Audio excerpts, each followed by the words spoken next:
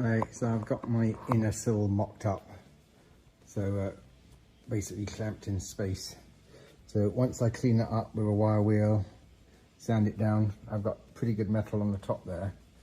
So I'm going to weld this thick plate on the inside, and then I'm going to go underneath here and do some tubing bracing, 45-degree bracing all the way along there to make it just exceptionally strong. I kind of want to build an I-beam down each side to give it a lot more strength than the original car had. And so once I've built it up on the inside of the sill, then I'll weld on the outer sill, which is over there. And then I'm going to weld a angle iron along the inside of here, and so that will also straighten it, and I'll use that to run my cross members across, so that will give it more rigidity and be a base for my cross members. And on the front I'm going to use some thicker steel, and I'm going to use angle iron and tie that into the firewall, and I'm going to do the same with the rear wheel arch, and the thicker frame at the back door post there. And I will also, well, I'll discuss this, strengthening this, once I start doing my floor. But yeah, that's basically on its way to building up the site. Hey, it looks like I've got the floor pretty straight. What I did, I lowered the car onto these axle stands at the end of the frame, so that the middle car was bowing downwards, because the floor is so rusty that this line here actually had humped up. So in order to straighten it, I had to put a lot of clamps along this 1/8 inch by 5 inch and kind of straighten that whole bottom edge. And as you can see from the string, that's really good.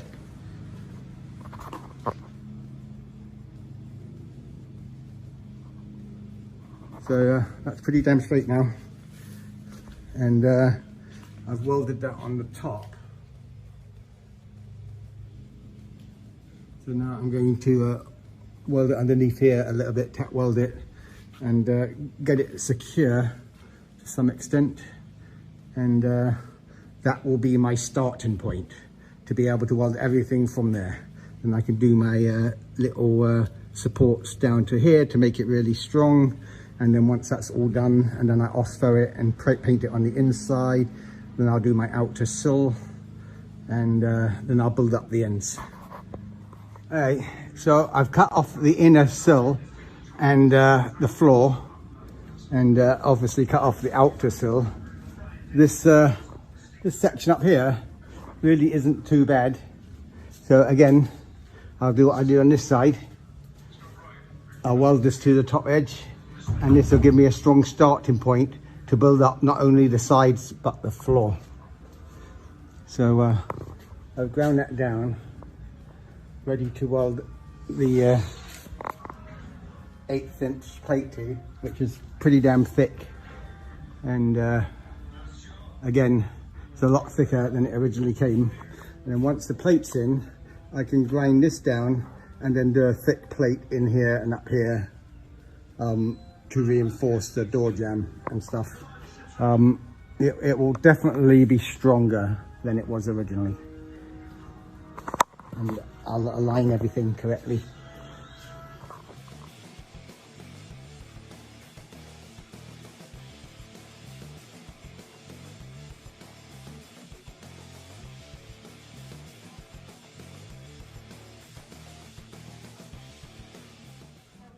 So I'm proceeding with building my 1957 Dodge Monster car, which had a totally rotted out floor. Plus I want to build it stronger than it was. So as you can see, the top of the door plates were actually pretty good, except the outer sole was totally rotted and the inner sole was totally rotted. So anyway, I cut out the inner sill that you can see on both sides and welded in an 1/8 by 5 inch steel plate. And because it was so rusty, this edge here had sunk and risen in various places. So this allowed me to, you know, place the car in a position which straightened up the floor as best it could, and then I aligned it with the top of the straight edge. So now my edge is straight. But yeah, because everything's so rusty, I can't rely on these being straight. So I imagine those were in a horizontal position from the factory. So I can adjust them up and down with my clamps there. And then I've placed a string at the same point on each side of the car to make sure that I get each side exactly the same. But I think that I probably need to have this sitting about an 1/8 of an inch in from the string. Well,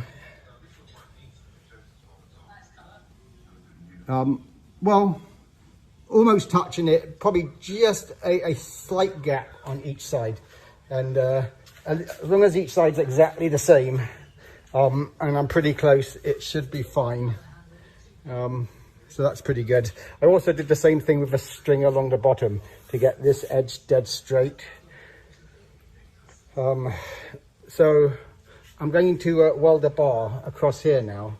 I'm going to weld the bar across the center post so that they can't move, and then I'm going to weld a bar from here all the way across at the top so that it keeps everything square before I start making the floor, so that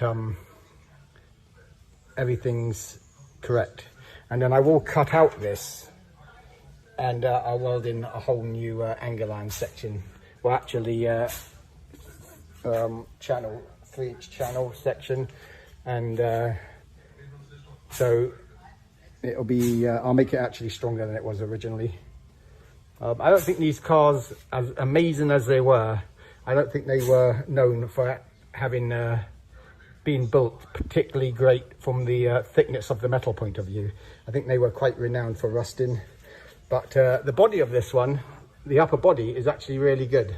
I've got to do some work to it, but yeah, the whole floor was totally gone.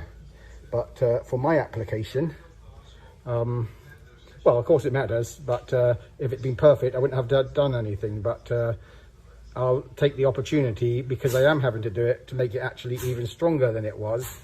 And because it's going to be a monster car, I might get away with doing the floor flat at the back, and it'll give us more room, and do a smaller tunnel, because it'll be sitting on a truck frame. But I also want to have it fairly low on the truck frame, so it doesn't look like a car bolted to a truck frame. It just looks like a car on steroids, like the other one I built, which what made it great was it was in proportion. And it's like very, very important to get the wheels width correct and the wheel wells over the wheels to keep that proportionate look. Anyway, coming along quite good. As you can see, I'm not the best at narrating building my car as I go, but you can see how I've braced everything so that the body of the car remains square. The problem was that there was so much rust in it, including in the roof and around the back window, that it was just one big floppy mess. But after I basically built up the sides, which gave me a starting point and made the floor square, and then I braced the cross members and the sides of the car, welded metal bars in there to give it some stability, it made the body of the car a lot stronger, and I was able to lift it up without it warping or bending. And that way I was then able to remove the chassis and start the progress.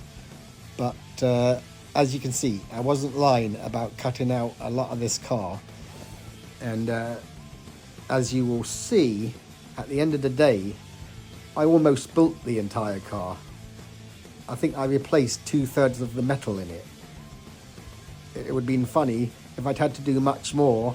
It would have been a total custom built vehicle. I'm sure I would have worked out how to create doors somehow.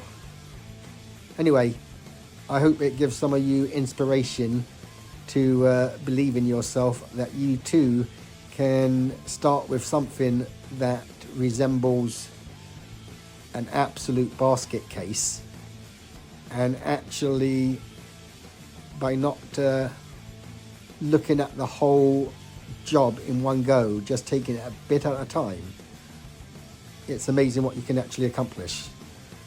I actually found this project quite scary, and if I thought about it too much, I almost felt it was beyond me. But just starting a piece at a time and working my way through, it progressed quite nicely.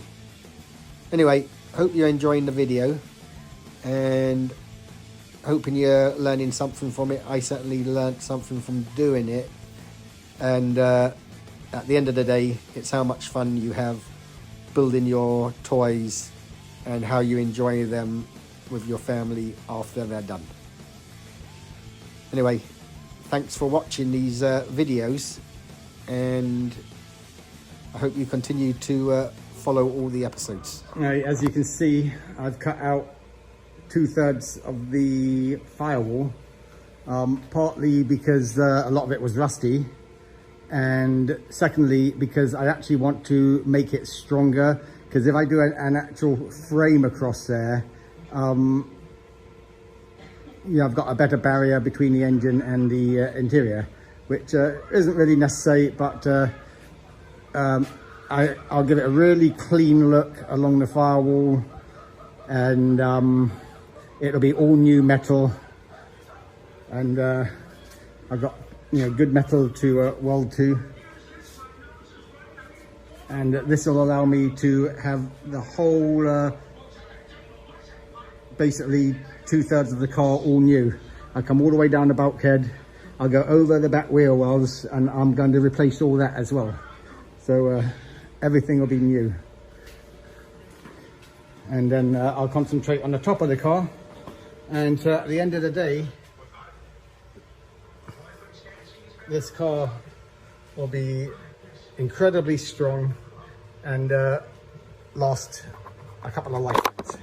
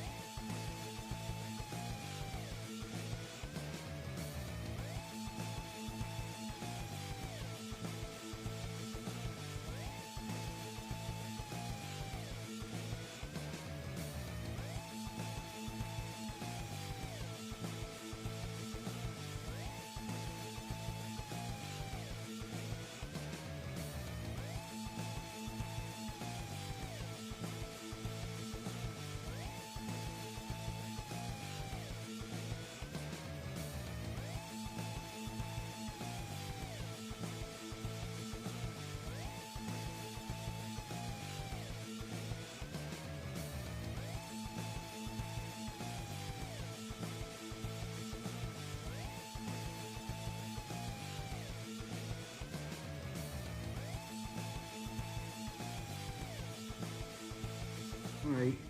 I think I'm more or less ready to take the body off the truck and then pull the frame in here and build the rest of it to the dimensions of the frame. That way, see, I know the frame is going to come down a lot lower than the original frame here, so I'll actually make the trunk area a lot larger, and also it'll look better because I'll bring the body line down, following this curve here. And then when I do my steel frame for the body here, I'll bring metal down here.